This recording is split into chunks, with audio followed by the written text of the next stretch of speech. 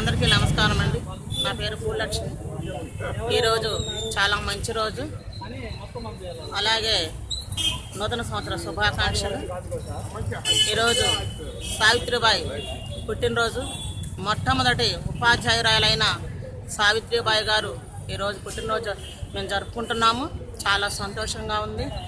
ప్రతి మహిళ ఈరోజు చదువుకొని ముందుకు రాగలిగింది అంటే ప్రతి దాంట్లో ఈరోజు ఆటోల దగ్గర నుంచి విమానం దాకా నడపగలుగుతుంది అంటే చదువే ముఖ్య కారణం. ఆ చదువు లేని వాళ్ళము ఎక్కడో మూలన తలుపుల చాట్లో ఉండి భర్తలకు సమాధానం చెప్పే రోజులు పోయినాయి.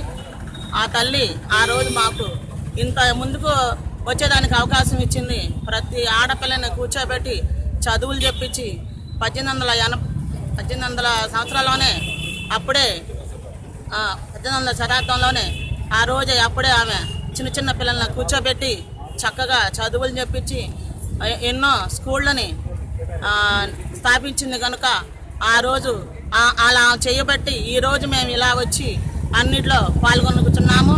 ప్రతి ఒక్కళ్ళు చిన్న చిన్న పనులైనా చేసుకోగలుగుతున్నాం, వ్యాపారం చేయగలుగుతున్నాం, ఉద్యోగాల్లో ఉంటున్నాం అంటే చదువే ముఖ్య కారణం.